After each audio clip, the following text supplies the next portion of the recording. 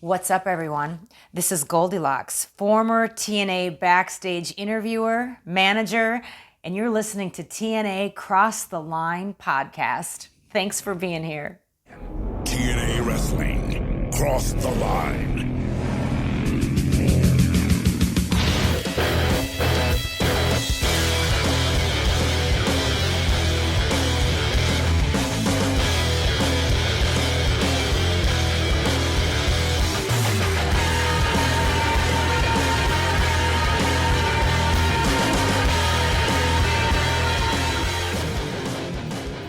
And we're back with episode 215 of the TNA Cross the Line podcast. I am Colling Jr. With me, as always, is Dallas Gridley. And Dallas, we are at the Go Home show before Against All Odds 2006, where our main event for the set event is going to be Captain Charisma, Christian Cage, challenging the NWA World Heavyweight Champion, Jeff Jarrett, and yet so much more. And by so much more, I mean Samoa Joe defending the X Division title against both Christopher Daniels and AJ Styles in a rematch from Unbreakable 2005, which is arguably the greatest match in TNA history. And then also Falls Count Anywhere, Rhino, Abyss. They might be going through more walls, but this time they can be pinned. And then the other match that I know of officially, the James Gang going on against LAX. I'm assuming Homicide and Apollo, although Conan could potentially be there. But you have told me, as you're throwing up gang signs, you have told me that Conan's hip is all jacked up, so maybe he won't be. So who knows? But we will likely, and I mean like when I say likely, I mean we will find out on tonight's episode who will be the number one contender towards America's Most Wanted and their historic NWA World Tag Team Championships. Now you might be wondering, Bob, who are going to be in this match? Which teams? Well, they're two relatively new teams to the TNA scene. We're going to get a fresh matchup because Team 3D has decided in another match for Against All Odds, this is what we call transitioning. They are going to be wrestling Team Canada because apparently they thought the fans wanted to see that more. I don't know if I necessarily agree with the crowd reaction aspect of it. Dude, they voted. Yep. Okay. Well, whatever. We'll say that's legit. If I'm a Team 3D fan, I feel like I would want them to challenge for the Tag Team Championships, but that's just me. The number one contendership finals, the tournament. There was only 4 teams in this tournament to begin with, but now we're down to 2. And it's going to be Austin Aries and Roderick Strong teaming up to take on the duo that is Chris Sabin and Sonjay Dutt. Now, Sabin and Dutt have probably teamed in the past. I just haven't. The one I know they did one other time in the tournament. But I'm not sure about how much they have done prior to any of this lead up to Against All Odds. But I'm sure it's happened. So, Dallas, my question for you is, who in the world is going to be challenging America's Most Wanted at Against All Odds? Team 3D. Okay, they are not part of the equation because they're fighting Team Canada. Correct. So I think we kind of discussed this on our last episode when they were starting this mini tournament, that I kind of was hoping that we'd see the favorites of Aries and Strong. However, America's Most Wanted is a heel team. Right. And wrestling kind of writes itself sometimes. Yeah. But the good news is that we do actually enjoy the team of Sabin and Sonjay Dutt. So I don't really think we're going to be losing. I think either way, I think it should be interesting. And I like the idea that America's Most Wanted, whether it's a one-off or not, has a new team to challenge. Yeah, no, this is definitely like a definition of a win-win situation. Although I feel like I'm more curious to see how a AMW versus Aries and Strong match would go. Yeah, I agree with that.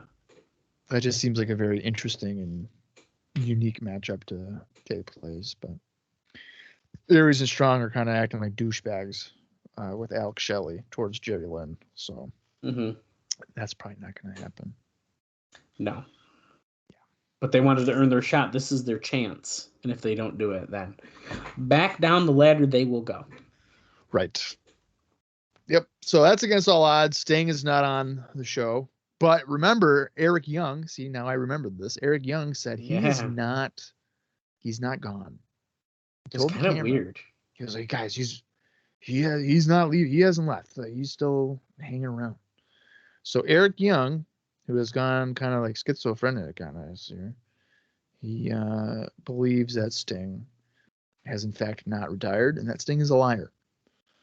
So everybody knows that if you're a liar in wrestling, you're a babyface. Just ask Hulk Hogan. So, Dallas, what else do you have as we lead into into the Against All Odds go home show of Impact? Oh boy, do I have some big breaking news for you to kick us off, Bob. Oh shit. Okay. Yeah, to kick us off. I was actually trying to look really quick as you just mentioned the Eric Young thing. I can't remember what happened directly before that, but it was because they hired Alex Shelley to get dirt. Yeah, they were in the parking lot. Yep. And the guy in a car, and they were like, "Go get that, or you're fired." Or something. And I think some of my favorite Alex Shelley stuff will be happening within. It feels like any time, but within a few months, I'm assuming. So I'm very excited. Yeah, probably within the next, I'd say, 3 months. Yeah. Okay, we got to start off with this. I mean, this is so big. Okay. We have to start off with this this note, and we're going to chat about it a little bit. And then I have a couple more notes before we jump into the show, which then you'll get more notes. It's like, it's the gift that keeps on giving. That's great. You know? These notes from the Wrestling Observer newsletter. Well, it's official. Spike TV announced on February 5th that TNA Impact will be moving to Thursdays at 9 p.m. effective April 13th. Huh. We're going prime time. Yeah. This is big. Holy this shit. Is a big dude. deal. That's really quick. Yeah. It's on crazy. Thursdays? Yeah. Now, we have a little bit more about this. And Dave talks quite a bit about programming and the lead-ins and all that stuff. I cut some of it out just because I feel like it's just very long. But he says that the move had long been expected since Spike made the decision that the new season of Ultimate Fighter would be on Thursdays at 11 p.m., starting on April 6th. Now, the reason that TNA will move a week later is because UFC will be doing a 2-hour live TV special on April 6th, preceding the first episode of the series that will be built around Ken Shamrock and Tito Ortiz as rival coaches and build to a grudge match late in the year. So, at that time, TNA will continue to air on Saturday nights at 11 p.m. as a repeat of the Thursday show. So, I'm assuming instead of that Monday one, now we'll have that. But he might mention it here in a second. As of right now, tapings will continue to be held every other Tuesday, although it hasn't been talked about being switched to Mondays in April to give them an extra day to edit or smooth out any problems. Technically with the show, the Monday night midnight time slot is being dropped. So there you go. So now instead of that Monday night time slot, midnight slot, we will have a Saturday night at 11, which theoretically, I don't think it's going to do that bad as a replay. Well, no, because you're going to have people, especially initially, probably not even really know that they're switching night, or they're not. They might forget, whatever. But people have habit viewing, so if you keep a rerun or replay at the time that it was initially playing, like you should still get a pretty strong number from a habit standpoint. Right. Now, the one lead-in note I will mention, and I think this is like a pretty big deal. So it says, while not confirmed by Spike officials, the belief is that Thursday night lineup would be this: CSI at 8 p.m., which is currently the highest rated show on the network, leading to Impact at 9 p.m., UFC Unleashed at 10 p.m., and then The Ultimate Fighter at 11 p.m. So they are sandwiching Impact amongst their biggest shows, essentially. Yeah. So they're basically saying, hey, you can't fail. I mean, literally, I feel like this is an easy win. So you have your strong lead in to where people are probably going to watch, could potentially watch the first 5 to 10 minutes to get them hooked. Mm-hmm. And then at the end, you have UFC fans who are probably going to tune in for the last 3 or 4 minutes, potentially, to see what's going on. Right. It's very interesting. That's he funny. did, yeah. He does go on to say here that there has been talk of a 2-hour TNA special airing on April 13th, but that has not been finalized. As noted last week, Jeff Jarrett was trying to get a Monday night show in a 90-minute time slot.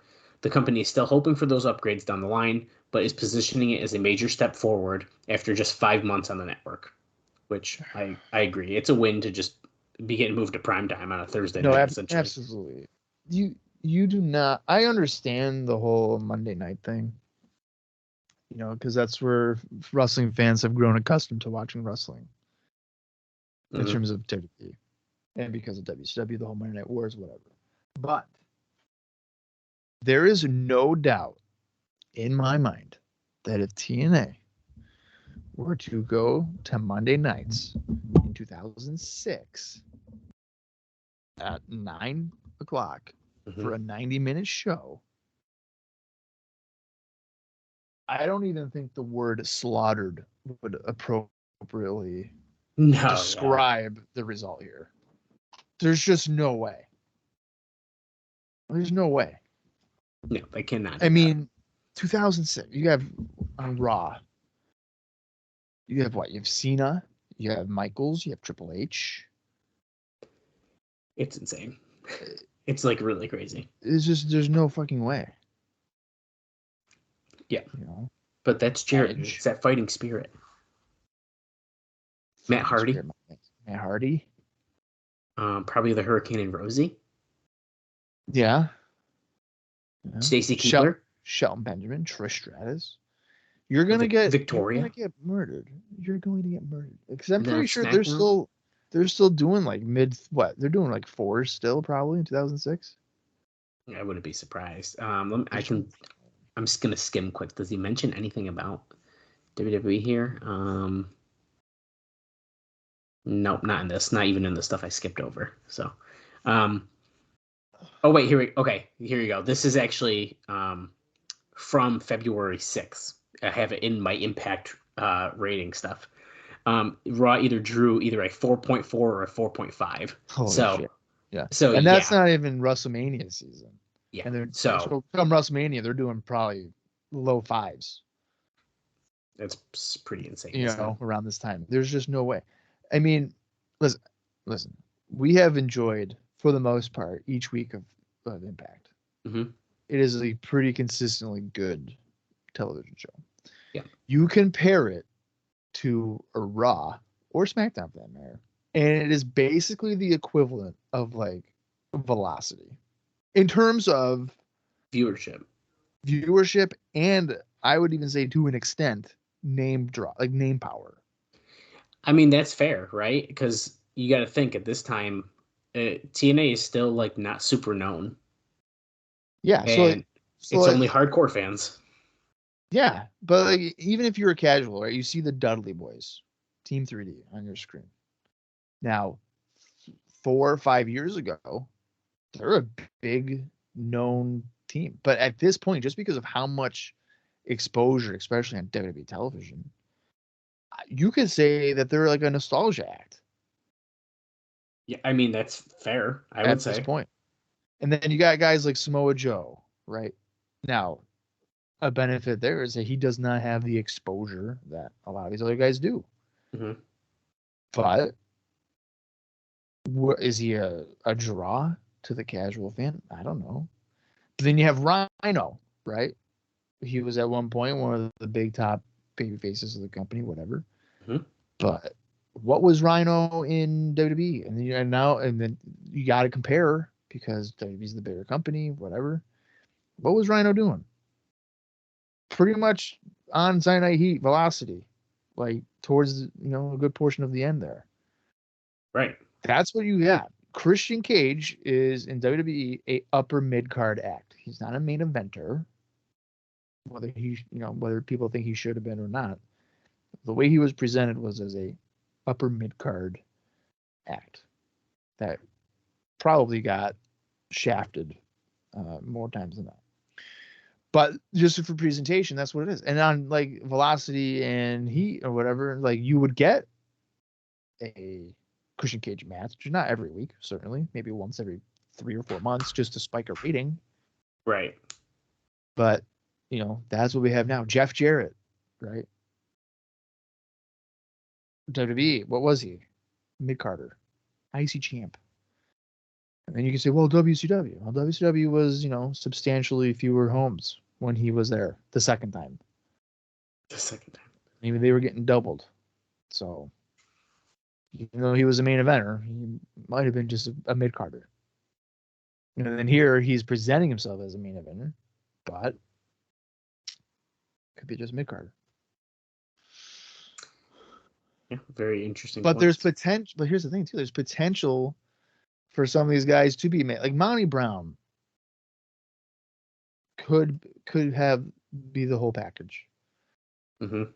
But for whatever reason, they're just completely fucking them over every which way. And you know what? I was thinking about this actually earlier today. They may have already cut Christian Cage's legs off. Now you might be wondering what do you mean? Right? He came in November at Genesis. Mm-hmm. Supposed to be this big baby face, teasing Team Canada, whatever. What, a month and a half goes by and fucking Sting is here? A bigger name. A bigger draw, probably. See what you mean, yeah. So he's already second fiddle. And I'm wondering if they are teasing this retirement bullshit to kind of cushion a blow. To be like, yeah, no, Christian's like the guy. Christian's the guy, so Sting's not going to be here for a minute, but he's going to come back. Yeah. Oh, that's a really interesting point. Because I'll tell you right now, I feel like I would be the match I would be expecting to see is fucking Sting and Jarrett for the title and Sting win. Yeah, that's what you would expect, right? That's what I would think is the match that you're going to go towards. Now that he's here. Not fucking Christian. Well, you're getting Christian at Against All Odds tomorrow, Bob. That's right. With Jeff Jarrett. With Jeff Jarrett. I wonder, would you be more interested in a Sting Christian match or a Sting Jarrett match? So I think that's an interesting point, right? So I think watching Final Resolution, seeing the tension that they were, I don't know if they were trying to tease it or if they were just playing on they've never teamed together before, but they kept facing off, and then it was accidentally bumping Sting, and then Sting's like, "What are you doing?" and that kind of stuff. I feel like we're already planting the seeds. So to me, that was already pretty interesting to be like, "Oh, wait a second, we might be able to see something really fresh and new here." Yeah. So I think I'd almost argue that Christian versus Sting is more interesting because who would ever thought that match was going to happen? Well, that's what I was just going to say the same thing. I mean, it's never happened. I mean, Sting and Jarrett has happened countless times. Exactly. And I think that's why, to me, are we going to get Sting and Jarrett? Absolutely. It's 1,000% going to happen. One, because Jarrett's comfortable working with people he knows, and especially beating people he knows. That's proven. I mean, that's very proven. We've seen that happen quite often. But I think, let's just for example's sake here, Jarrett retains the title Against All Odds. And then, I don't know how long they're going to pull this Sting thing going on, because if he's got X amount of dates, you can't wait too many months or you're going to run out of your pay-per-views. And I feel like we're going to want him back sooner rather than later. If let's say Jarrett retains, I think either way, Sting comes back at Lockdown. I feel like he's got to, right? I don't see how you. I don't see how you do it any earlier than that. Yeah, that's true. Regardless, I think if Jarrett retains against Christian Cage, Sting comes back, beats Jarrett, you could flip the script on everyone. Christian can turn heel. Hey, you're stealing my spotlight. Now Christian's going after Sting. We get the best of both worlds. So I would think that if we do it that way, if Jarrett were to retain, which would not be a surprise. Right. Sting, I could see Sting Jarrett at Slammiversary. See, that would be like, on paper, that's like a huge anniversary show main event. Yeah, right. And then I would do Sting, Christian Cage at Bound for Glory. Yeah. And I would have Christian go over. Yes. Because it's Bound for Glory. You know, like it just tells us the story of like, oh, he's finally won a world title. Whatever. Unless your name's Bobby Roode and then they screwed you. Don't even get me fucking started. But anyway. I was so fucking mad. I swear to God. It's dumb. So fucking mad. Now, I did not purchase that show, but I remember watching that show. And it's out of our probable timeline that we're covering. But I remember sitting there and I go, if this motherfucker doesn't beat Kurt Angle, what are we doing? And sure enough, he doesn't. And then I fucking read the Impact spoilers and then sorry about your damn luck and won the title. Are you fucking kidding me? What are we doing? And then a week later, I don't know, man. That era of TNA is just very fucking confusing. Yes, it is. Very. Anyways, let's continue here with more about this announcement, because I do have a little bit of notes about the conference call that took place. So for Spike going to Thursdays. Correct. I know we kind of took a little sidetrack. Spike going to Thursdays. TNA going to Thursdays is what I meant. We got it. We know. We knew what you meant. You guys know my lingo. Yeah. So Dave says the conference itself was lighthearted. Dixie Carter, I'm assuming Dixie Carter here, did most of the talking, although Jarrett congratulated the wrestlers and thanked them for making it happen, particularly the guys who had been with the company since 2002. He said he expected to get a deal to be on broadcast TV in Australia and to get shows on pay-per-view in that market, which won't turn the company around, but could add more than $40,000 a month in revenue. Bob Carter said that he believes this is one of the best investments he's ever made, although he did acknowledge that it has yet to turn the corner. So he's being realistic, at least. And then the wrestlers were actually given a chance to ask questions. So I thought this was super interesting. Wait, so on the conference call, the wrestlers could ask questions? Yeah, that's what it says. Isn't it usually the media? Well, maybe they're pretending the wrestlers are the media. I don't know. Oh my God. But the question does not feel like kayfabe to me. So that's why I find this so interesting. So Christian Cage asked the question, if the company was getting both a Thursday and a Saturday night show, why didn't they tape 2 1-hour shows per week? That way they can expose more talent. Carter said that's right. See, that's like that, a good. So 2 different shows, like Explosion could be on Saturday now. Mm-hmm. That's a great question. Exactly. Carter said that Spike wanted it this way. She talked about it as eventually being the goal, like having the 2 shows. There is a company strategy that since Spike is now paying, not a lot of money, but they are paying, and only paying for 1 show per week, that by giving them 2, they're undercutting themselves in negotiations down the line. From what we understand, Spike's financial deal with TNA isn't changing with that time slot upgrade because TNA benefits in so many ways by having the better slot. When asked about a longer show, Carter said that was also a goal for the future. Carter also said that the company is considering moving TV day from Tuesdays to Mondays, as I believe I just noted not very long ago. Most of the wrestlers are happy with that because on pay-per-view weekends, even though there is all-day work with the pre-tapes and vignettes for all but the wrestlers involved, it's another day on the road. On pay-per-view weekends, Monday has become a heavy party day, which isn't always for the best. Just last week, the wrestlers had to sneak a wrestler who got pilled up and passed out at a restaurant on a Monday out when Dixie Carter was there, so she wouldn't see it and perhaps cost him his job. They do not list who it is, but Son of a bitch. But there's some drama. I wonder who it could have been. I really don't know. I'm not even being sarcastic. I know, yeah, I don't know. Pilled up. So that's our big announcement here. It's very, very exciting stuff. So we'll chat about some other things, and I'll say I'm very curious when they are going to make this officially. Are they going to edit it into the episode we're about to watch? Since technically the announcement was made 6 days before, or are we going to wait till next week and then they're going to tell us, or are they just not going to tell us for a while and then we're just going to be on edge waiting, which would be a mistake if you ask me. I wonder when they.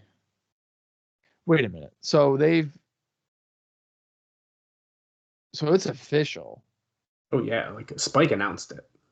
Right. So I wonder, like, on TV when they do this. Did they do it right now? Right on this other. They're either going to announce it on the show we're about to watch, or Bob, we're the day before pay-per-view. They're going to do it on the pay-per-view. Yeah, you're probably right. They're definitely doing it on the pay-per-view. In fact, we might even have the pre-show included on our Against All Odds episode because Mike Tenay's going to make the announcement. Right. Yeah. That's my new guess. But I feel like if you're going to change the day and stuff, you should do it on your show, because not everybody that's watching the show is watching the pay-per-view. They're not going to shut up about it. They'll talk about it. No, I'm saying, like, on this episode. Right. So, like, when you announce it, it shouldn't be initially on the pay-per-view. I feel like it should be on your. Yeah, but then I could see him being like, well, the pre-shows can't miss. You got to check into the free pre-show. Oh, they're gonna fucking say that. I know how it goes. I know how this goes. You gotta tune into the pre-show tomorrow night because there's a major announcement regarding the future. I could see that, yeah. You're right. That's absolutely what they would do. Yeah. Okay, let's see what else we got for you. We got a few other things here. We've been talking about this TNA house show in Detroit on March 17th. TNA house show. We're going to say quotes because it's like a tester. Here's the lineup as of right now for the matches. It's kind of interesting. We got Jeff Jarrett versus Rhino for the NWA title. Who knows? That might change. America's Most Wanted versus The Naturals. Sabu versus Abyss. Ron Killings versus Bobby Roode. We just saw that 4 times within 2 days. Chris Sabin versus Monty Brown. And Jerry Lynn versus Eric Young. And there will be a meet and greet at the Livonia Mall the Wednesday prior. Yeah, fun stuff. We know where Dallas would be going. You're damn right. Last week I mentioned about Cassidy Riley doing eBay auctions and with TNA stuff to raise money for his aunt and his uncle who lost everything in Hurricane Katrina. Good news, he has pulled in over $1,000 so far. So that's so exciting. He did a what? He got $1,000 so far. Through what? This is eBay auctions to raise money for his aunt. Okay. Yeah, it's so nice. I didn't know if it was like a GoFundMe thing already. No, I don't know if that was like a big thing at this time. I don't think it was. That's why I would have been surprised. Right. TNA Impact on February 4th drew a 0.7 rating and about 876,000 viewers. Viewership was down 30.5% from the 1.6 million viewers the prior week, which is going to cause a lot of alarms to go off. But once again, it's the Sting situation, right?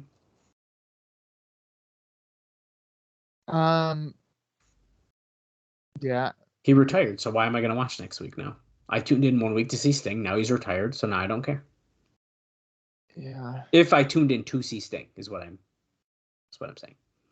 Yeah, but I wonder what competition they had to. Well, yeah, of course we don't know that. Right. What I'm about to say is definitely not accurate. But so February, I mean, the Super Bowl is close, but that would be on Sunday anyway. So there could be coverage of that. I don't know where the Pro Bowl falls in 2006, so people could have been watching that. I don't know. There could have been strong competition. Right. But you're right, though. If Sting is like, hey, I had my farewell. There's probably no reason to tune in. Right. It's The weird. diehards, until Eric Young's like, I saw him. He's here. Yeah. He ain't gone. I don't know what that was about, but maybe we'll find out. Maybe we won't. Chances are we won't. But I think they did that because you don't want your viewers thinking that the most popular guy's already gone. yeah, I think you're right about that for sure. Because like wrestling doesn't have that patience. You have to tease it, like, oh, he's not. Yeah. So they're like, oh shit, okay, he could like show up whenever. Mm-hmm. You gotta Absolutely. put that. You gotta keep that seed in their brain. Right. I agree. Kevin Day, who is the new CEO who is replacing Frank Dickerson, has made it clear that he's going to evaluate everyone and that anyone who doesn't pull their weight will be gone, and said that nobody isn't expendable. So this dude is going to run this place with an iron fist. Is that in reference to talent Yeah, I mean, I'm assuming. or like backstage people? It's probably everyone. Everyone. Evaluate everyone. Huh. Yeah. Interesting. I didn't realize I had another note about the house show situation that's happening. There are currently about 1,350 tickets sold at press time, so not too bad. But I think they can hold about 3,000. I think it said so. So they're just short of half. I think, if I'm remembering correctly. Well, you had said that they would just get ICP. Correct. Yeah, so they'll probably just have to do that. Yeah, and they probably will, regardless of the ticket sales. Right. Dixie Carter and Samoa Joe did a press interview to build for the pay-per-view on February 7th. Carter talked about when eventually touring, but gave no details. Joe said he was 100% after his staph infection. When asked about his contract situation, he said he was still working it out, but was under the assumption that it would all work out. He said he had preliminary discussions, but nothing more with WWE, and looked at both sides and left his talents would be put to better use in TNA. When asked if he felt that he was underpaid, he basically said that's why they're in negotiations for a new deal. I found this really interesting because he's literally like with Dixie Carter doing these interviews. So he's like, yeah, that's actually why I'm not getting paid enough. And it's like the person who kind of makes that call sitting next to you or whatever. Yeah. Yeah, it's pretty interesting. The talk that they are even considering bringing Jeff Hardy back has once again raised questions as to what it takes to get fired if you're a star who shows that you don't seem to care. As much as people in the company seem to like being there and consider the working atmosphere, but obviously not the money and fame, to be better working than WWE, several commented about how Vince would never put up with guys who no-show pay-per-views or TV. So the heat is on about the idea of bringing Jeff Hardy back. Yeah, I don't know how accurate that is. I mean, he's had people hold him up for money, and then he brings them back within 6 months. Mm-hmm. So I know, that's why whenever I hear stuff like that, it's like maybe he wouldn't put up with it for that second, but he does in fact put up with a lot of shit. he's put up with a lot of shit, but he also knows how to make money. Right. And Ultimate Warrior is arguably a bigger star than Jeff Hardy. So That's fair. I got two more things for you here. This first one is pretty interesting. So apparently there was some rumors on the internet about Harry Smith and Kevin Steen being brought in. However, Dave says there is no serious talks regarding them. He says there have been no official discussions also regarding Matt Sydal, although apparently Jeremy Borash went to an ROH show a couple weeks ago and said that he was very impressed by Matt Sydal. So there's a lot of like random names being thrown around. that's interesting. Harry Smith, Kevin Steen, and then Matt Sydal. Matt Sydal would do really well with the X division. Yeah, I'd say about that. Kevin Steen surprises me because I don't even think he's really made a splash in Ring of Honor yet. 2006. I don't think he. Yeah, I don't think he's really reached that level. That's interesting. And then Harry, I mean, I think he's just. I don't know what he was doing, but probably Canada stuff. It's always in Canada, you know. But doesn't Does he debut in WWE in 06, 07 maybe? I don't know. I'd Is have to look D.H. that up. Smith? I'd have to look it up. I don't know if he's worth looking up right this second. But No, probably not. one of my favorite notes about Harry Smith is that he re-signed with WWE in like 2021 or something like that, and then never did anything. Nothing, and they fired him. It's Yeah. like, why? What do we do? He had like a try, like he did a try or whatever, and they signed him. And they're like, oh, by the way, we got nothing. So we're gonna have to let you go. Well, it's just like they've had Authors of Pain and Paul Ellering under contract, and then they finally just brought him back after like what I thought was like 2 years or something. It felt like they've been under contract for so long and just it's honestly astonishing that company has arguably 50 writers. That might be an exaggeration, but it's more than one. Mm-hmm. And they cannot come up with an idea. And so then what happens is that they end up firing the talent. But it's like, maybe hear me out here. Maybe you got to fire the writers if they can't come up with an idea for the talent. This is me. I mean, like, if you're on the show Friends, writing for that show, are you gonna fire Chandler because you can't come up with a storyline, or are you gonna fire the writer? You might kill him off. That would be so ridiculous. Joey Tribbiani, dude, I got nothing. We're just gonna kill you off, dude. I'm sorry. You're done. I got nothing. You're literally done. I got nothing. I'm all capped out of ideas. It's ridiculous. We gotta let you go. But I'm not losing my job. Even though my job is the idea guy. This is on you. You're fired. Yeah, that's almost like gaslighting somebody. Yeah, I mean, hey, you lost your job because I couldn't think of something, but like, just be better. Be better. You need to be better at your job. It's like, oh, okay, yeah, you're right, because you can't come up with an idea for me, which is your job. I got to get better at my job. Got it. I'm on it, dude. That's bad. It's good shit. I want that job. You need to do better at your job for me to do better at my job. There you go. If you don't, you're fired. If you don't, you're fired. That's good shit. It's ridiculous. I got one more note, Bob, and then we can get into the show. Okay. Bill Behrens has been hired by TNA once again to handle independent bookings for their wrestlers. Oh, okay. He'd already been handling it for many of the top guys anyways, just without a direct TNA affiliation. It is believed that the company will soon be trying to get talent to newly structured contracts where they book talent themselves on indie dates and make money that way. It's basically a system that went back to the early 50s when television got big. As the big promotions with television would sign the talent up and then book them out of the territory and get a percentage of a booking fee. So good thing we are using a trope from the 50s. No, that's fine. That's fine. So no, he's basically just an agent. Yes. For all of the talent. Yep, and he was already doing it for a bunch of people anyways. Right. So, yeah, I mean, I feel like as long as that money doesn't go back to TNA,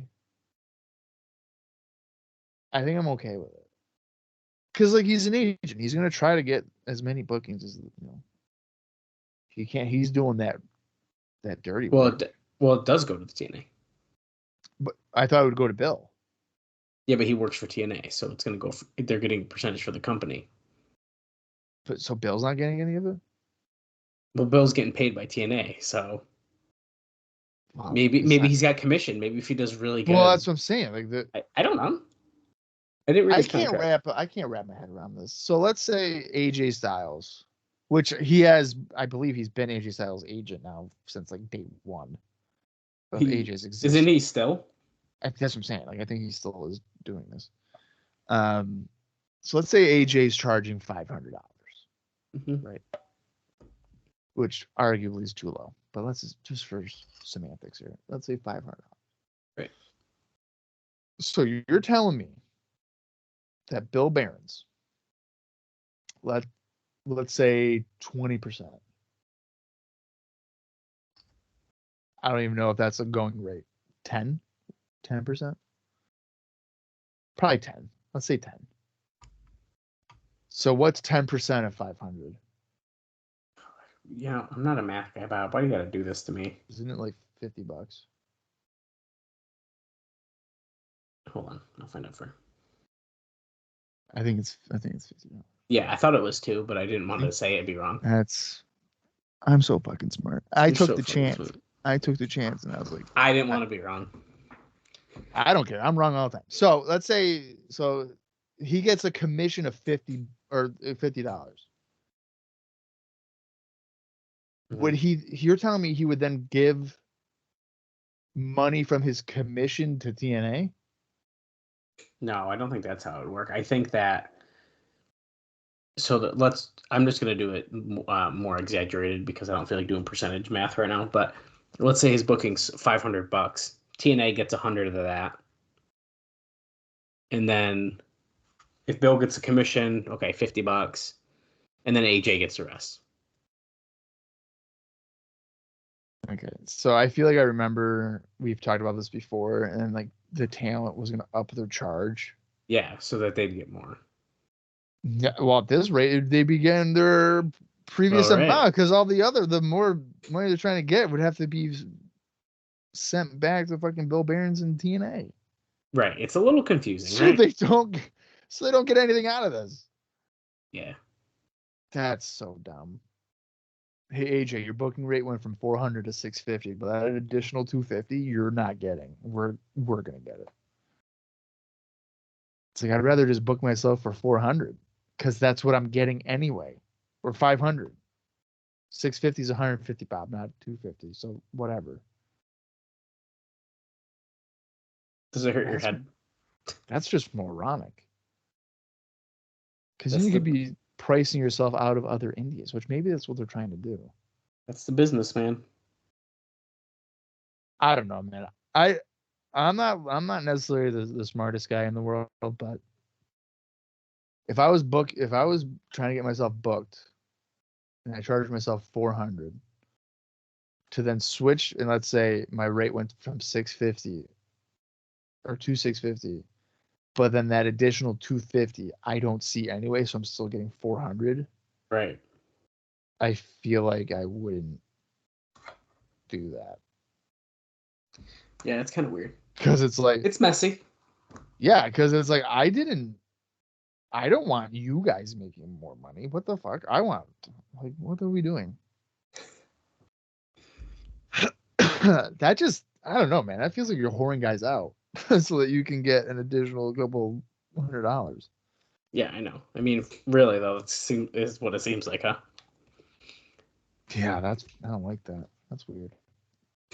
Well, that's wrestling, I guess. I'm sure we'll hear more about it. I'm sure we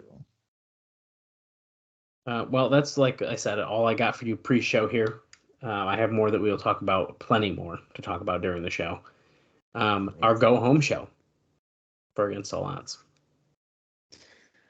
Yeah, all right. Well, let's get into it, folks. It's the February 11th, 2006 edition of Impact, the go-home show for Against All Odds.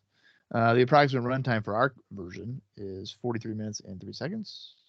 If you want to watch along with us, head over to the TNA Plus app. I'm assuming it's on there now. Previously known as Impact Plus. It's TNA Plus now.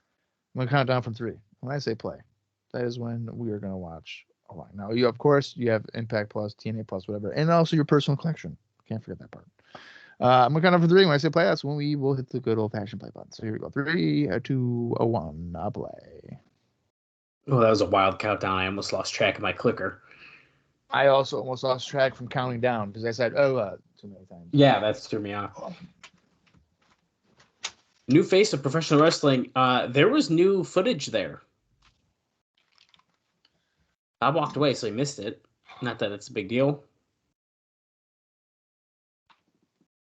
Bob, the new face of professional wrestling video had new footage. Oh. There's like Samoa Joe and stuff. And now we're seeing highlight package. Oh, yeah, the press conference with Dory Funk Jr. happened. Yeah. Can't forget about good old Dory. Hey, I just saw Jackie Gata in one of those quick. And apparently she did an interview with a Wrestling Epicenter show, and she said she loved TNA, just loved it. Oh. That's all she said about it, though, at least according to this.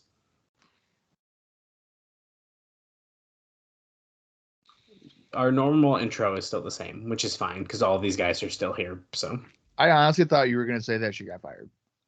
Oh, wait, they showed Christian in that stuff. That was new. No, she did not get fired. We still have a chance of finding out what's on the tape.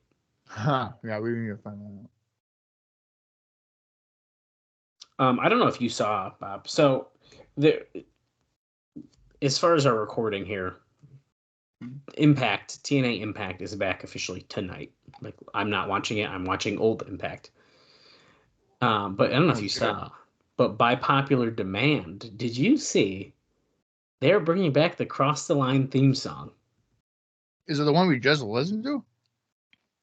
No, it's like is it 2008, 2009 one? I don't even know. And I should know this because I've been watching 2008 Impact. I'll have to pay attention. Yeah, it's a very good song. We're seeing our bracket here. Number one contenders tag team tournament. We're starting off with Strong and Aries versus Chris Sabin and Sonjay Dutt here. I think. Oh, there's that sign again. So that's how you know it's the same taping. They should do the Rainy Savage version. Oh, Chris Sabin and Dutt coming out to just Chris Sabin's theme song because he's Chris Sabin. Duh. Well, it's also probably a timing thing. Well, maybe they should have them have a cool song together. Yeah. All right. Let's see if we have any indie notes. Oh, Larry Zbyszko on commentary during this match. Cool, because this is his whole idea. So. Yeah, Zbyszko. He knows what he's doing. Yeah, you know what? He's done commentary before. That's true. He's experienced.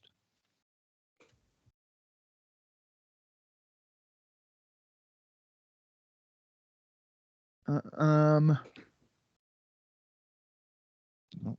right. So Sonjay Dutt has won. You know.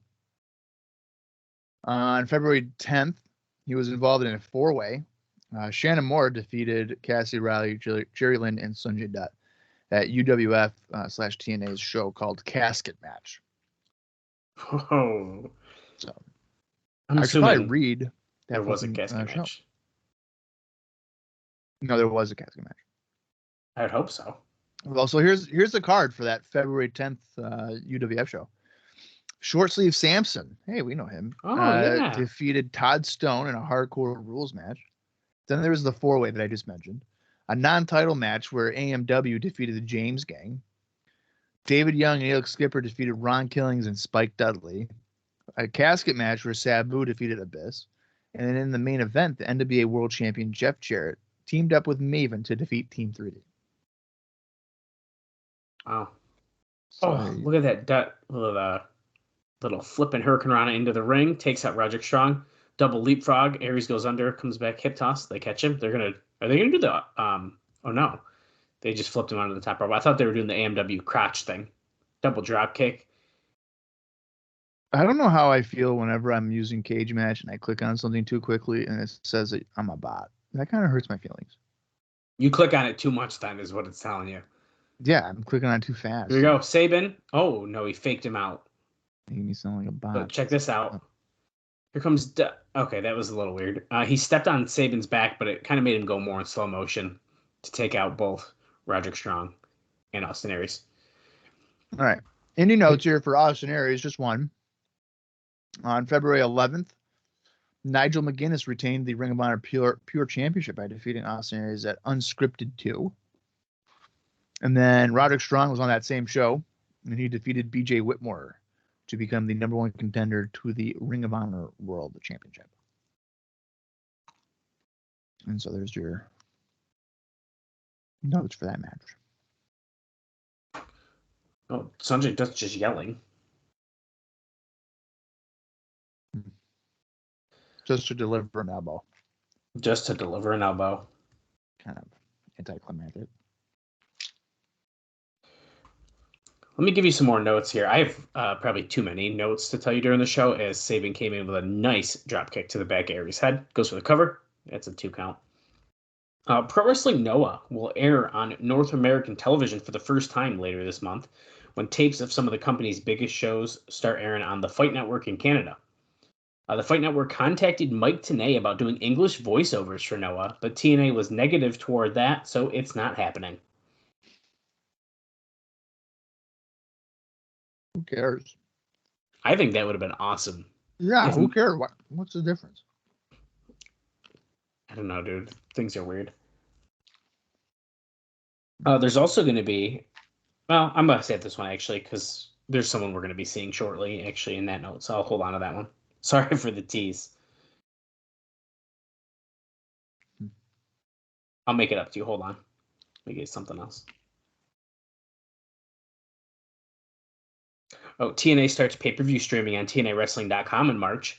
It'll be only for fans outside of the US, Canada, and New Zealand, however.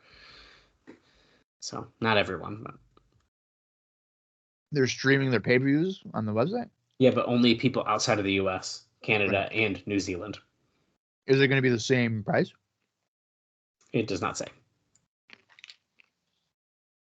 If they're smart, it would be, because then they don't have to pay the pay-per-view providers a cost off of that. And so theoretically, they'd make more per buy. Oh, right. Yeah. You know what I mean? Yep. Yep. Pretend it's $40. You got to give $10 from each of them to the pay-per-view provider. This is all fake, by the way. You'd buy it on your website. You get that $10. Right. Dragon screw leg whip by Dutt on both men. Dropkick in the leg of Roderick Strong. Tilt to whirl. Nice. DDT. Beautiful. Austin Aries limping over, breaks up the pin.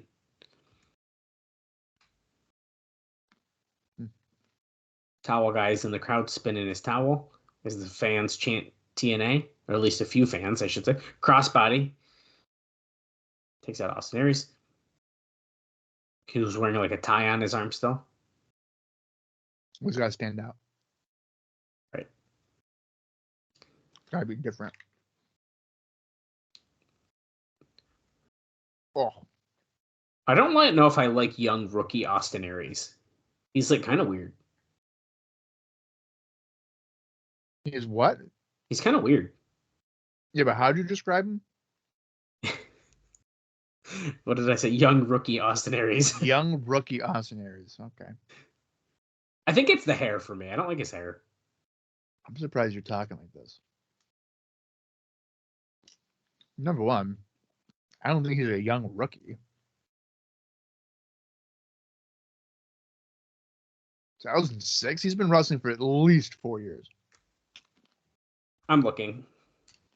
All right. Go ahead.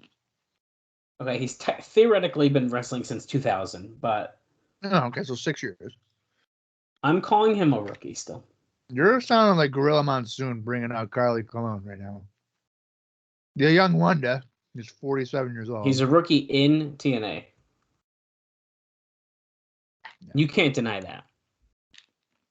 I mean, yeah, you're right. What about Roderick Strong? Oh, 2001. Yeah, he's been wrestling for a while, too. That's kind of crazy. These guys have been wrestling over 20 years now. What the fuck? Yep. What the fuck? Aries went to get Sabin, but he sidestepped and he took out Roderick Strong instead. Ooh. It's a Guri. Dutt's taking over Roderick Strong at ringside. Cradle shock. No way. There it is. That's got to be it. That's the fair. 1, 2. Wow, you There got it is. clean. Chris Sabin gets the pin. It is official. Chris Sabin and Sonjay Dutt will be taking on America's Most Wanted. Yeah, against all odds. We'll be covering that episode tomorrow, so join us to hear all about that match. Yeah, quote unquote tomorrow. We're recording it next week, but it drops tomorrow. That's right.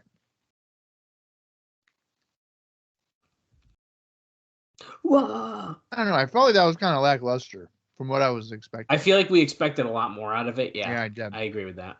It was fine. Like, it wasn't bad, Yeah, but okay. I agree with you. Larry Zbyszko is staying at the commentary table. Here you go, dude.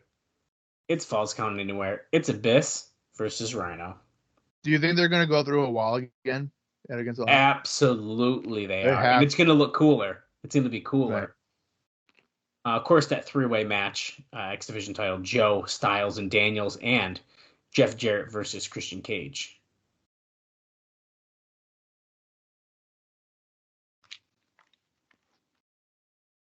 Tomorrow night.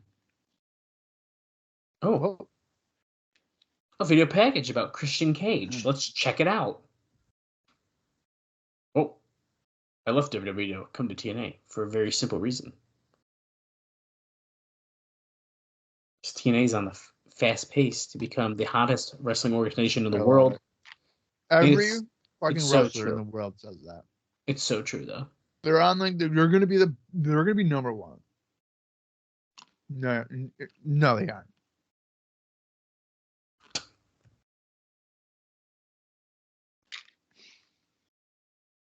Speaking of Christian Cage, it looks like.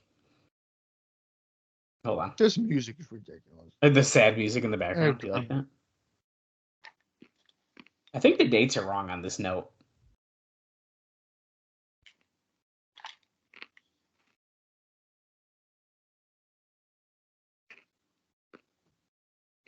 Oh, no. Okay. It's just talking. So there's a 1PW show on March 4th and 5th in England. Mm-hmm. Amori has a singles match with Samoa Joe for the first night and Christopher Daniels on the second night. Lots of TNA talent are working that weekend, including Christian Cage. So we'll be hearing all about those, I'm sure, in the indie notes. A lot of TNA guys work over there. They're almost like all TNA guys. That's pretty crazy. On some of those 1PW shows. Jeff Jarrett called me a mid-card comedy act. I'm a main event comedy act. Oh.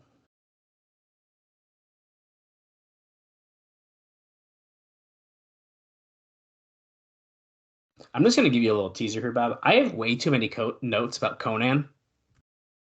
Oh, shit. Like, way too many notes. And I'm just going to take a quick peek. Yeah. How many is way too many notes about Conan? There is at least... Wait, what is this? TNA, by order of TNA management, no entry? There's 3 signs on this door. TNA logo, by order management, and do not enter. Here you go. Still to come. Abyss and Monty Brown versus Truth and Rhino. Up next, Team 3D's in action. It's exciting. I mean, there's like at least four notes that mention Conan. I'm going to count Homicide in that because LAX. I have multiple notes that relate to LAX members. Well, that sounds better than just Conan. I know it does. A lot of them are about Conan, though. Hey, while we're getting a highlight package back from commercial break, a lot of TNA talent are working the February 10th show for New Korea Pro Wrestling. Lance Hoyt is being brought in as the main star because of his size. AJ Styles, Gail Kim, Christopher Daniels are also on the show. Cassidy Riley here with Terry Taylor. He's called Cassidy Riley says he's called Raven. He hasn't heard from him. Emailed him, nothing.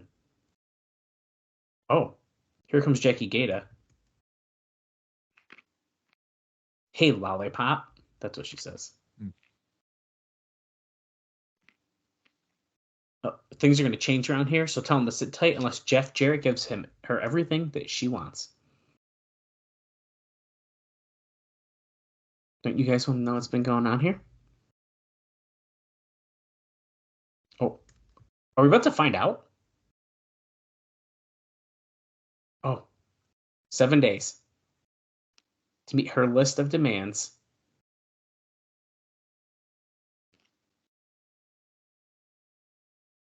Okay, so Bob, it sounds like we're about to find out next week. Oh, Scott D'Amore just walked in. I told you I'd take care of this. I talked to the champ. We're going to meet every demand. Here, look at it. Cassidy Riley's now a background character. Yeah, he's not even supposed to be here. Oh, Demora claims that they're going to meet every single demand that she had, which we don't know what that is either. Oh. Okay, so Riley just followed her out as she was like yelling, "Here comes Alex Shelley." This is a crazy backstage interview. Yeah, dude. Shelley goes, "Tell me she's gone. Tell me you got something for me." He's kind of like, oh shit, he's got a tape.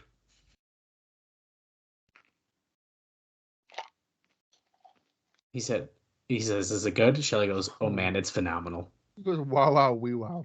Wow, wow, wee, wow. Wow. Okay, I have a very interesting note for you though, which so much happened there. I was going to tell you, and I couldn't get it out in time. As the Diamonds in the Rough come out, so we talked last week. Hey, where's Shane Douglas? Oh yeah.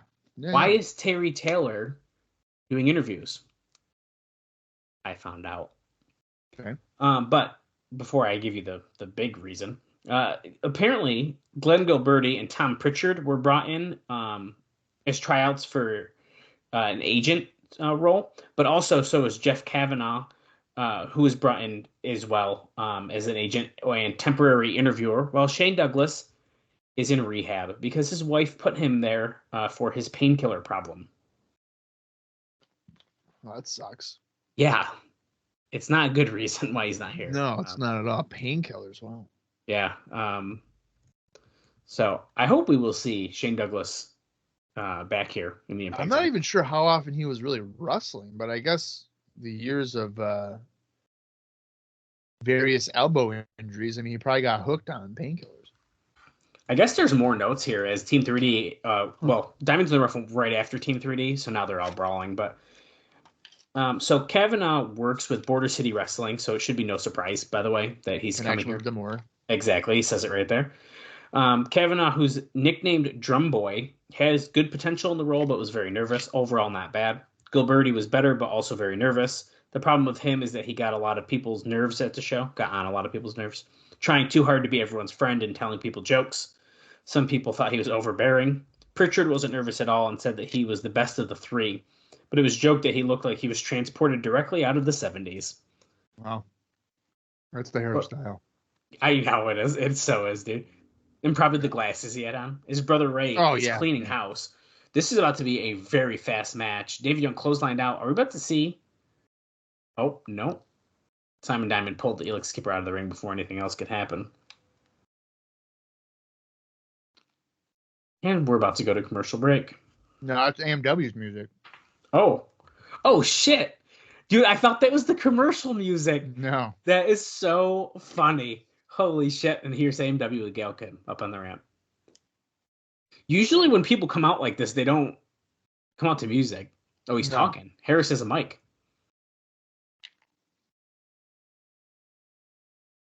You know what's a real shame? You guys couldn't fulfill the promise of becoming the NWA Tag Team Champions of the world. You owe the fans a big thank you. Because the fact that they voted for you guys against Team Canada at Against All Odds.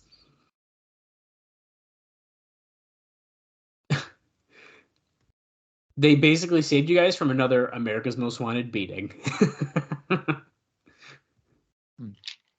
Oh, Devon's got the mic. A rarity.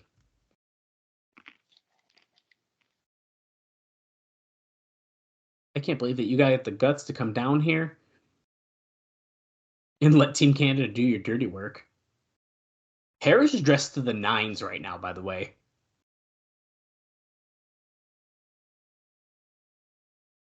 Oh, Team 3D is going to be the judge, jury, and executioner. Oh, my brother, testify. Oh, come on. He's called it a Brooks Brothers suit. I like his suit.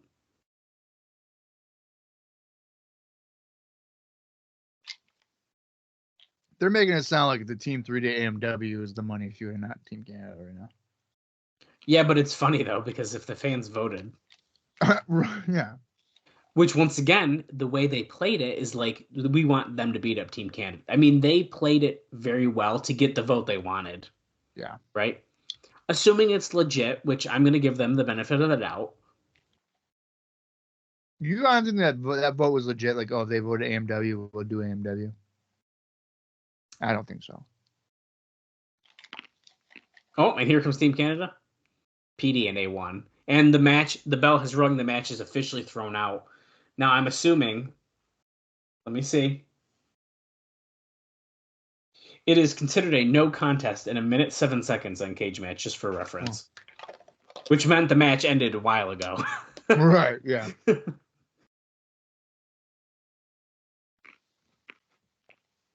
Oh, a table.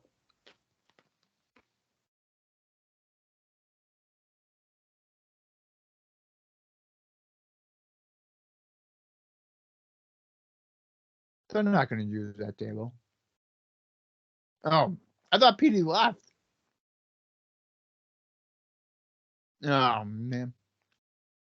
Oh, yep. Here's Bobby Roode and Eric Young going after Devon.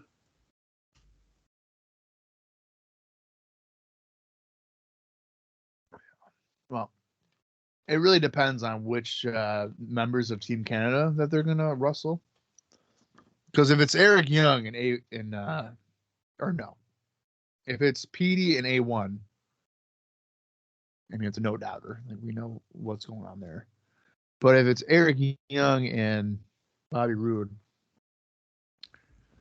as Eric Young just hit Devon with the plaque, so that probably means he's in the tag match. I'm assuming, yeah. Does Devon do a blade job off that? I feel like he did. I feel like he did too. Oh my god, they just put Brother Ray through the table. Is Devon busted the way he is? Yeah, he is. Yeah, we knew him. We knew he would. Yeah. With scar tissue on his forehead. Yeah, right. That's how you knew. I'm assuming it's Roode and Young, right? Look, he's rubbing the plaque on the blood. It's absolutely Roode and Young.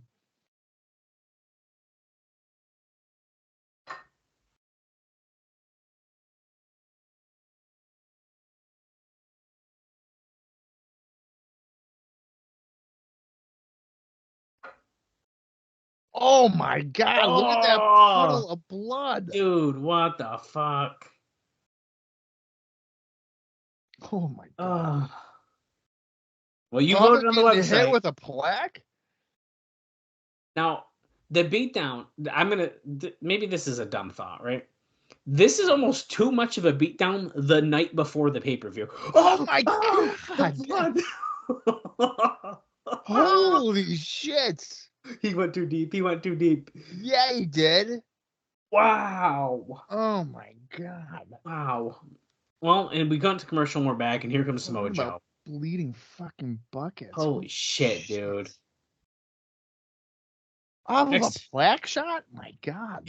Samoa Joe better use his towel that I'm pretty sure is fake blood on it now to clean up the real blood in the ring. No kidding. Yeah, you're right though. That beatdown. Wow. That should have been last week, I think. Yeah. That's so fake blood, dude, on his towel. He's fading Jay Lethal and a man to not be named. Oh, thank God. I was really nervous that you were going to say the name of the man that we do not speak of. No, I fucking hate that guy. You can check it out on Cage Match if you're curious, but no, don't even waste your time with that. I wouldn't waste your time. So this seems like a really great match to probably talk about some notes because Samoa Joe's just literally going to beat their ass. Let's see. Well, speaking of Samoa Joe, Joe Styles headlined the. Well, this is a year no. I'm not saying that. No, I already mentioned it like last week or whatever. Oh, this one? Oh, then forget it. I'm not saying the Russell Binghamton thing. Yeah, yeah. Well, it drew about 700 fans, which is exciting. I thought I had another Samoa Joe note. Please hold. I don't have any indie notes for this match, by the way. I thought I did. I was wondering. I saved too many notes for the show, Bob. Oh, I have a note. I was told by Lance that I said his podcast name wrong. Oh shit! And that it's like film, and then it's like getting a colonoscopy. So it's filmoscopy or something. Filmoscopy. Yeah, there you go. I told him listening to it was like getting a colonoscopy. Oh my goodness. Which may be true or may not be true. I don't know. Muscle Buster on the piece of shit. Let's go, baby. Spin it. Slam him down. Yeah. Well, I was going to tell you guys a bunch of notes, but he's gotten the coquina clutch now. No, and he taps out. Yeah, he tapped out. You go. Conan on on Observer Live this past Saturday said that he was trying to get Low-Ki in to be part of LAX, but Low-Ki and TNA separated on, well, bad terms last time. But then again, Alvarez says time heals most wounds. Amazingly, we already know about the Jeff Hardy talk, so he talks about that a little bit. Yeah, because we haven't seen Low-Ki since, what, 2004? Correct, at least. And speaking about Low-Ki, though, so this is a Ring of Honor note here. Dave notes that Abyss, who pulled out of a Ring of Honor show because he wanted to be used higher on the card. Yeah. Well, during the same time here, as we're now hearing Jeff Jarrett's promo, opposed of Christian Cage's from earlier, Low-Ki quit ROH abruptly over a business disagreement. It also notes that, and this is all in the same note, so sorry about jumping around, but Abyss wanted to be pushed as top single star, but Gabe Sapolsky didn't want another TNA guy in his top singles mix, while recognizing that Abyss was top talent. Either he could come back at any time. So he's welcoming him back. Now Low-Ki, on the other hand, asked for a raise after being booked in several main events over the next few months. So he did not get that raise, so he pulled out. Now that all being said, the reason that TNA is open, this is a separate note now, is open to using Low-Ki now is because Jeff Jarrett and Low-Ki talked on the England shows recently to smooth everything out. Low-Ki is likely to be used as both, potentially as a tag team with Homicide, as well as adding new matches as a top singles X Division programs. So they may actually get Low-Ki into LAX here. This highlight package is still happening, so Bob, I'm gonna keep going. Well, I remember the Abyss note that we heard that I feel like a couple of months ago. I wouldn't be surprised, right? You didn't want to be like in 6-man tags or whatever. You wanted to be a main event, and then Gabe was like, "I can't have all these TNA guys because like if something happens, then shit." Which is fair. That's a fair thing. I totally get that. Low-Ki though, I mean, I don't know how many times he's burned a bridge with the Ring of Honor. Well, right. I don't think he ever goes back after this. Did Jared just say Christian always has belonged in the middle of the card? Is that what he just said? Yeah, at the bottom. He's made that pretty clear. Just, main event up next, and now we're back from commercial with Samoa Joe. No, so Bob Conan, he's really hurting. He needs both shoulder surgery and a hip replacement surgery. He's needed the hip replacement for a couple of years, but has put it off. But it's gotten really bad, and he's has trouble walking. And on the same note here, Homicide. We'll find out this week if he's going to need shoulder surgery. He's been trying to see if he can get back through rehab, and this week he'll have an idea if it's going to work or not. I feel like he Homicide's shoulder is like Shane Douglas's elbow. It's always fucking hurt. I just think it's so ironic that two members of this new emerging heel team need shoulder surgery. It's amazing. And are both like a mess. Here comes the Monster Abyss with Father James Mitchell.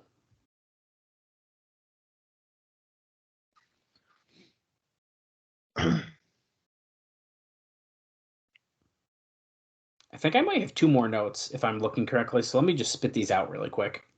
Abyss and Jeff Jarrett missed their February 3rd date for WWC in Puerto Rico. Jarrett also missed the February 4th date, where his match with Eddie Colon was supposed to be the big drawing match.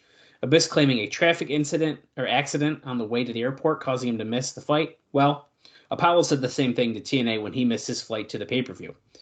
Jarrett said that he needed to stay home because his wife was, of course, battling cancer at this time. So he had to stay home with her. So he had to miss it. Here comes Monty Brown. That seems like a viable. Agreed. And then I think finally, I'm going to do another scroll. Or no, I got two more. Sorry. TNA has been there's been talk here about using Ricky Banderas, but a lot of politics involved with Jarrett and Mantell linked with WWC, plus others in booking not sold on him either. So it's not sure if we want to use him yet, but there's talk about it. Ricky Banderas. Interesting. But there's drama with WWC. Correct. It's all that politics, man. Politics. Here comes Ron Killing, who has a very weird theme song right now. I mean, he's coming out to almost crickets. Yeah, I noticed that too, dude. That's wow. Speaking about people, it's the "What's Up" song, like from WWE. Oh, what? What's up? What's up? And this Whoa. is a Spike TV version. This is not a dubbed over. Obviously, I mean, it's his song. It is his song. I didn't know he came out to "What's Up" in TNA. That's Holy crazy. Shit. Okay, well, you learned something new there. There you go. I'm alarmed though by the crickets. I mean, Yeah. that. Here's Rhino. That's Fans not a are good excited sign. to see Rhino. They're cheering him. That's bad.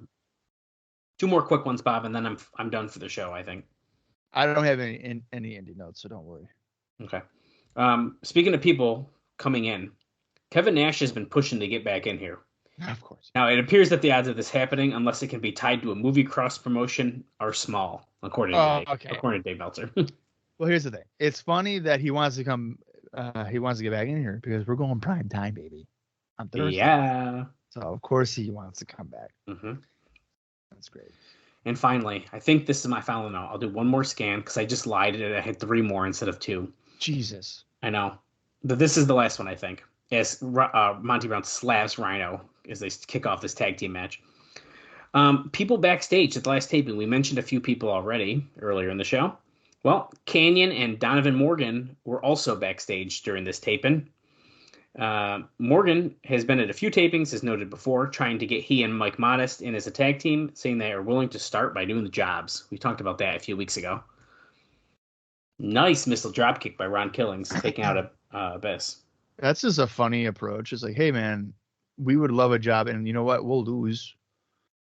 Holy shit! Ron Killings dives to take out Abyss and Monty Brown. So Canyon. I mean, we obviously saw him at the end of 2005. Chris K. Right, it's Chris K. I kind of hope that he gets some kind of shot here, Me too. like an extended run. Oh, a headbutt to the groin. I'm confirming I have no more notes. I feel good. I know I felt like I was speed running there at the end, but I figured try to do it before and enjoy this main event. And I have a feeling, Bob, there's going to be a segment after this because we're only at 33 minutes, 55 seconds in the show. You don't think this match could go 10 minutes? Absolutely not. I don't. I hope it does. I mean, it wouldn't be the first Impact match so that long, but. Yeah, but you're right. This is the go-home show before a pay-per-view, so. What in the world? Fuck was that? It looked kind of cool, but it was definitely not supposed to happen. Not supposed to be like that at all. I think it was supposed to be his corkscrew, like, forearm attack thing, but he, like, kind of spun around and, like, Monty Brown, like, fell and he landed on his face. Yeah, he, like, over-rotated and he went with, like, a spinning forearm and then also almost, like, X Factor on the way down. Which I don't even know if he could do that if he tried on purpose. You want to hear Brown some drops around over the top rope to help out Abyss in the corner. Go ahead. You want to hear some breaking news, like current day wrestling breaking news? Oh shit. Okay, what? Okada is leaving New Japan. For what? It doesn't say. He's gonna go to AEW. I think he's going to WWE. Okada? He's friends with Nakamura. Oh my god. Yeah, here's okay. The WWE audience has no idea who he is. I know. And people are gonna be like, "What do you mean?" There's no way.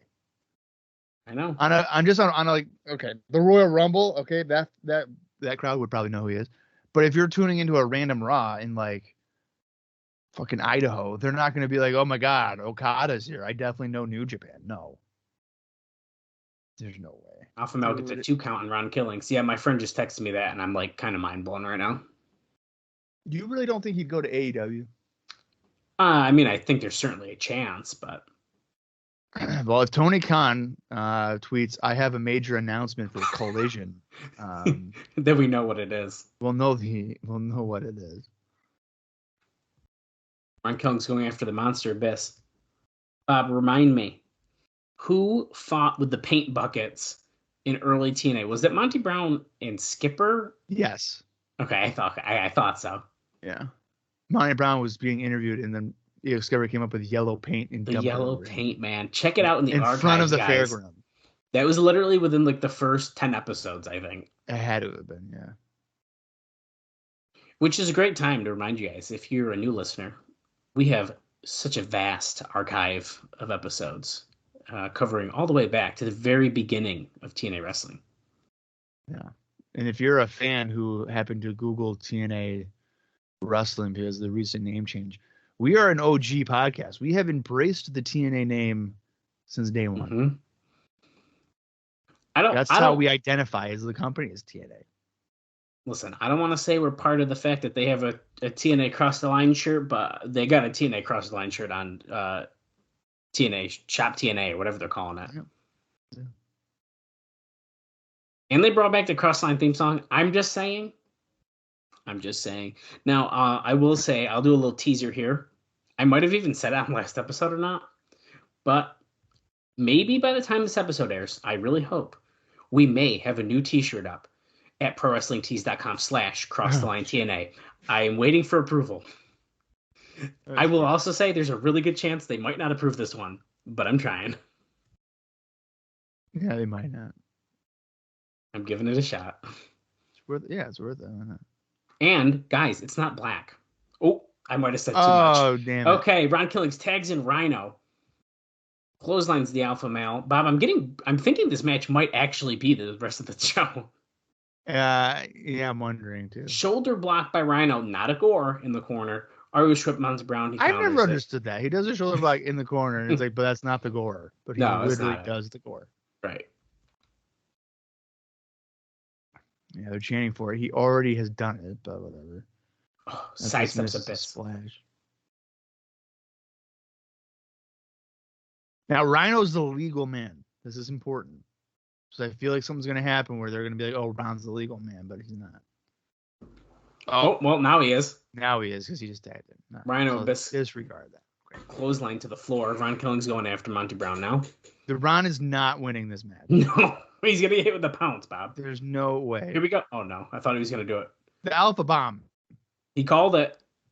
Let's see. Wait. No. Oh, Killings broke out. What the fuck? Flatliner? Since when does Ron do a flatliner?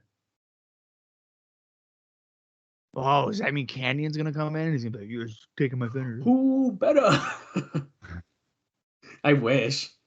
Oh, Abyss and Rhino brawling into the crowd. Get away from that aluminum foil wall. What's this? Father James Mitchell is snorting cocaine with hookers? Oh wait, no, that's not. This is wrong show. This is not NWA. I guess technically it sort of is, but it's not that NWA. It's not NWA Power. On the CW app. Dude, on the app? They are going to the fucking wall, dude. Oh, wait. No, they're going to leave the building. They're going to do the wall at the pay-per-view now. See, now I hate to be that guy, but maybe we should have just we should have just saved it and done the wall at the pay-per-view. Well, yeah, that. Oh, here's this Conan. Son of a bitch. I just said all my. Oh, do you see his? He is limping pretty bad. I didn't think we were going to see him. He's got that slapjack in his hand. He's trying to give it to Ron Killings, who is not like taking tennis it. balls in a fucking sock. I think they're supposed to be pool balls, but yeah. Yeah, they're probably tennis balls. They're probably tennis balls. Oh, he fell off the rope, and here comes the pounce. Oh, oh dude, at the camera, that was sick. Cover. agree. Technically, Ron Killing's head might be under the rope, but I will let it slide. I don't think. Yes, it is. It is. It's fine. Don't worry about it. I'm gonna let it slide. I mean, when you come out to crickets, you're probably fucking losing.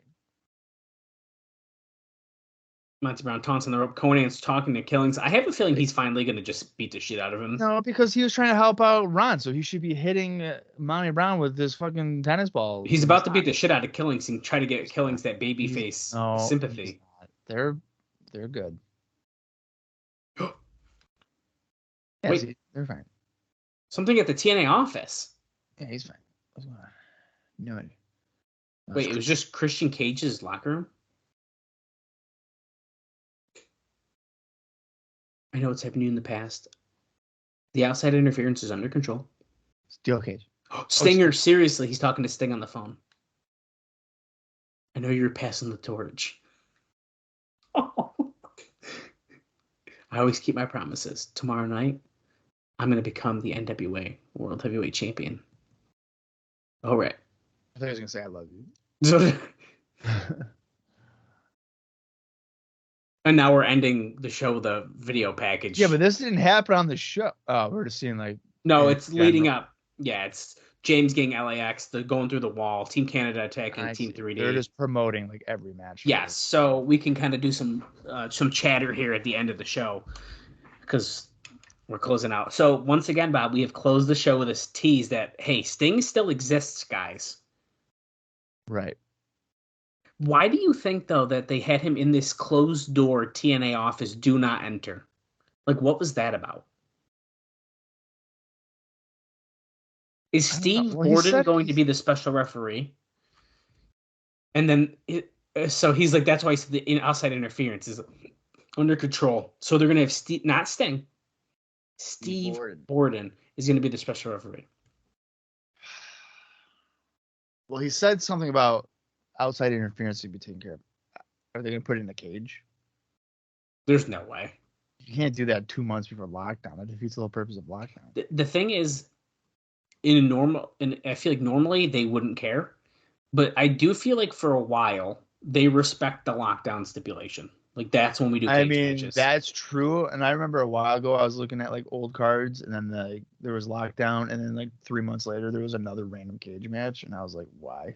Well, yeah, I mean, I'm sure it happens, but okay, we officially just went off the air. Victory Road. I was like, okay. Okay. You just had 9 cage matches. You have to do another one. Yes. And, okay, I'm only going to give it a pass when it's the 6 sides of steel, because it's so much cooler. Because there's 2 more sides, baby. Yeah.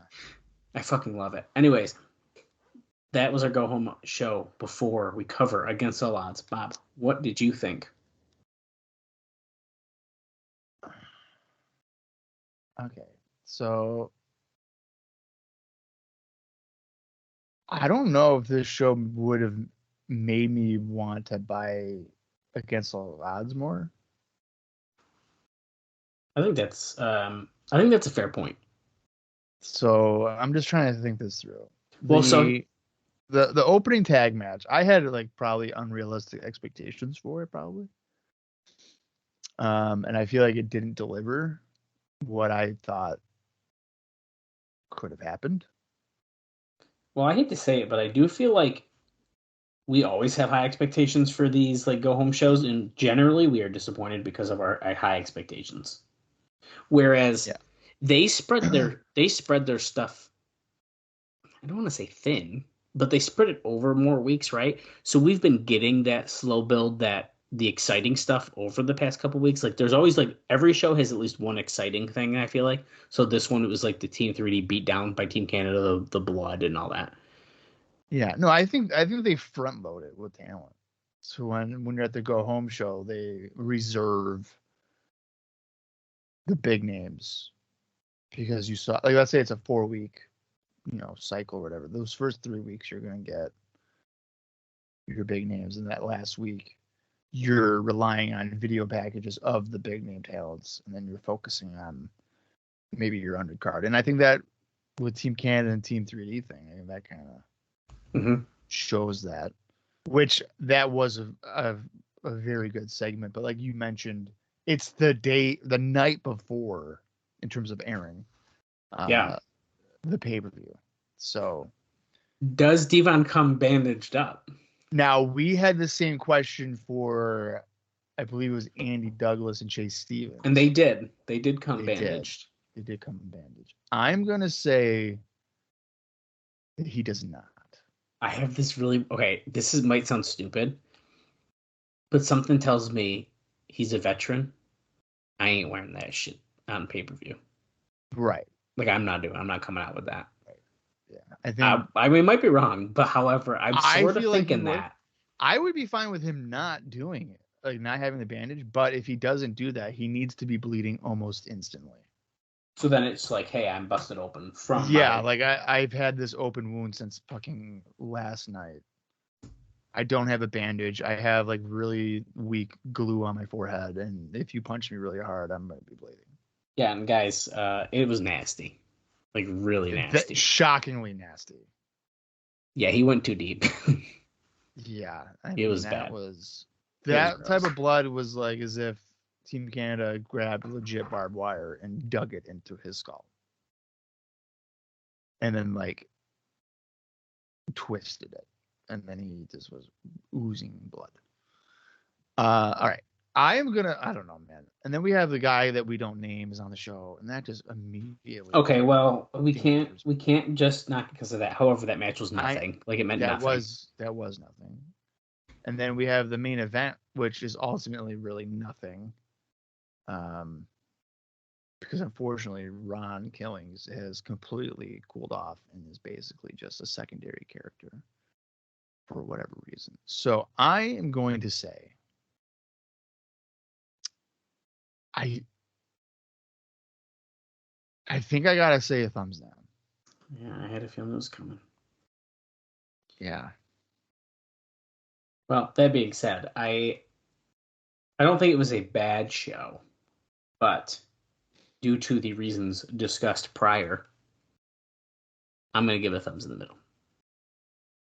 This guy will not go thumbs down. I don't think it was bad. I don't think it was bad enough. It's not a bad show, but in terms of like thumbs up or thumbs down, like I gotta go. I'm not. Yeah, well, that's because you're being petty and you don't want to do it in the middle. No, I am being firm and consistent for the fucking listener. So once again, guys, since you're a wishy-washy and you're like the first time since November 12th, this is the first thumbs down show we've had since November 12th. The first because of Bob.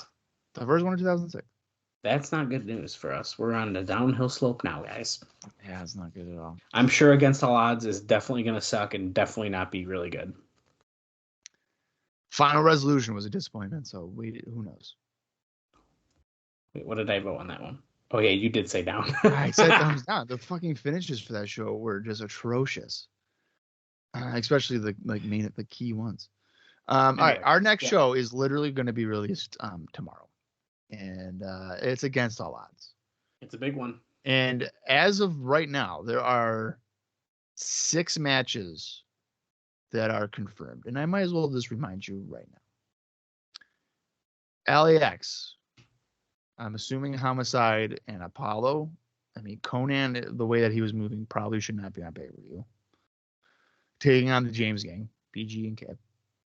Rhino and Abyss in a Falls Count Anywhere match.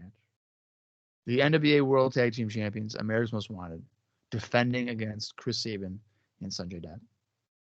TNA X Division 3-way rematch from Unbreakable, Samoa Joe, the champion, defending against Christopher Daniels and AJ Styles. In a grudge match now, Team 3D taking on Team Canada. Now, we don't know technically which two. I would assume Rude and Young. I think it's pretty... It's got to be, because wasn't A1 and PD in the other tournament? They were in the tag team tournament, but they lost. So right. So I think by default that already meant that it was going to be Rude and Erica. Yeah, okay, that makes sense. And then in the main event, the NWA World Heavyweight Champion, Jeff Jarrett, defending against Christian Cage. And of course, this is happening at the Impact Zone in Orlando, Florida. On paper, it doesn't sound too bad. I feel like the Joe Daniel Styles match alone is probably going to make it worthwhile, if it's any indication from Unbreakable. AMW and Sabin Dutt, who knows? That could be pretty enjoyable as well. And then Jarren Cage. I think it's a pay-per-view that's like, hey, I should maybe check this out. But this Impact did not. I don't know. It just didn't get me like, oh yeah, I definitely have to watch this. That's fair. I'm a buzzkill. You are. What can I say? Dallas, you got anything else here before you wrap up to Against All Odds? No, I don't think so.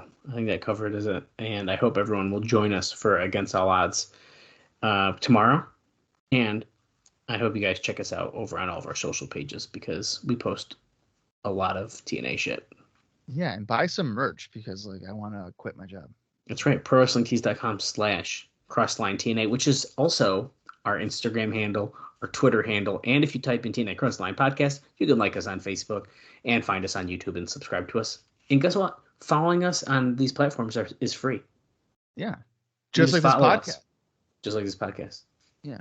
And unless we take up Podbean on their offer to insert ads, I mean, you guys don't want that to happen. All we ask is for people to leave reviews and follow us on social. And I won't Mike Campbell, you bastard, do it. And I won't put annoying ads at the beginning and end of our show.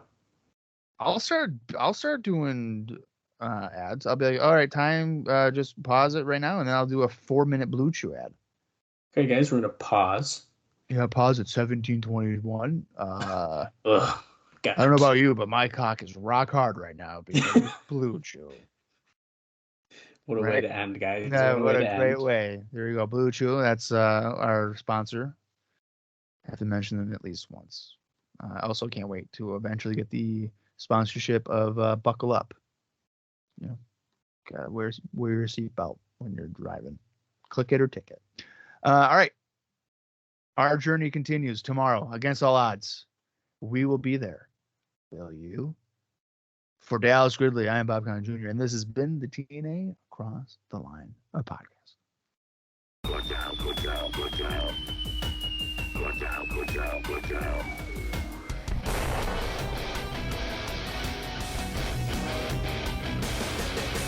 Watch out, watch out, watch out. Watch out, watch out, watch out. For the bomb fall. Watch out, watch out, watch out. Watch out, watch out, watch out. For the bomb fall. Watch out, watch out, watch out. Watch out, watch out, watch out. For the bomb fall.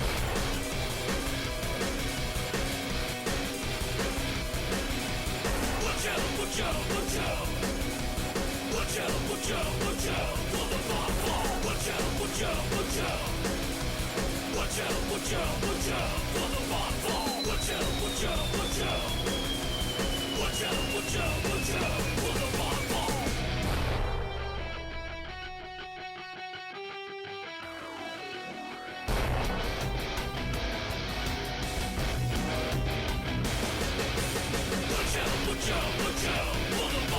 out, watch out, watch out. Watch out, watch out, watch out. For the bomb fall. Watch out, watch out, watch out. For the bomb fall. Watch out, watch out, watch out. Watch out, watch out, watch out. For the bomb fall.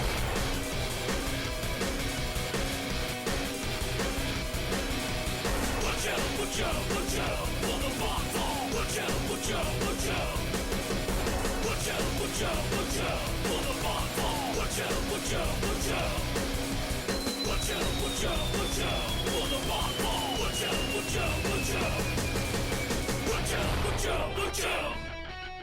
Watch out, watch out, watch out. For the bomb fall.